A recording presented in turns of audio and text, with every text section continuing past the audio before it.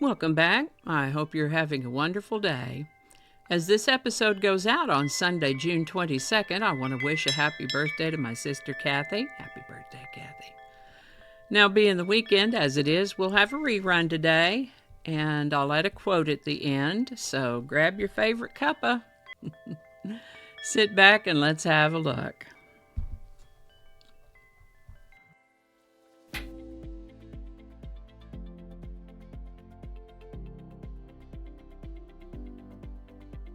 Hi there, and welcome to This Day in History for June 22nd.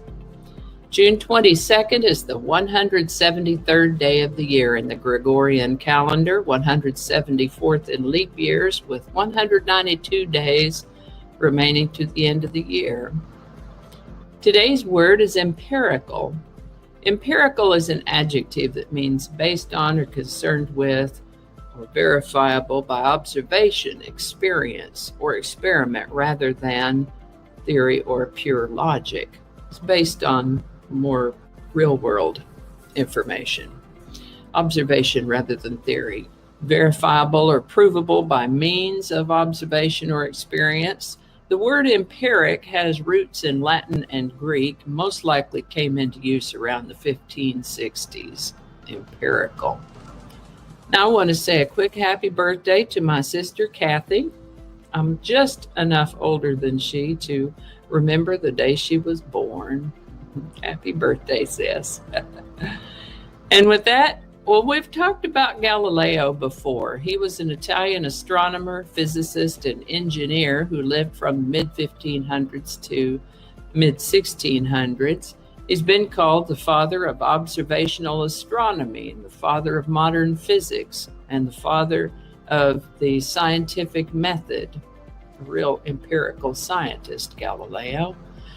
He noted that Copernicus's idea that the Earth rotates around the sun rather than the Earth being the center of the universe. He observed that this idea made sense according to what he had actually observed. And his own observations certainly confirmed these concepts. Unfortunately, heliocentrism, or the idea that the sun is the center of things rather than Earth, was not well received by the Catholic Church of that time. This led to investigation by the Roman Inquisition, who determined that such ideas were heretical. To make matters worse, Galileo's attempts to defend himself were seen as an attack on the Pope. He was further tried, and on June 22nd, 1633, the Holy Office in Rome forced Galileo Galilei to recant his view that the sun, not the earth, is the center of the universe. He was simply reporting not only what he'd read of Copernicus, but also what he had empirically observed. Galileo was forced to recant his views and spent the rest of his life under house arrest. I guess that's better than prison or execution. And I'm glad that we know that the earth revolves around the sun rather than vice versa. The United States Department of Justice was created by the U.S. Congress on June 22, 1870. The Pledge of Allegiance was formally adopted by the U.S. Congress on June 22, 1942. On June 22, 1969, the Cuyahoga River caught fire in Cleveland, Ohio. Yikes. This event brought attention to the issue of water pollution, ultimately leading to the Clean Water Act and the creation of the Environmental Protection Agency. On June 22, 1978, the first of Pluto's satellites to be discovered was first seen at the United States Naval Observatory by James W. Christie. The celestial body was named Charon, Charon.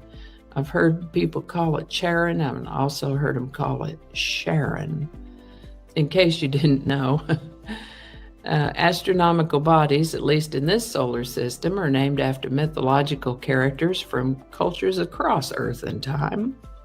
Charon was the mythological ferryman of Hades.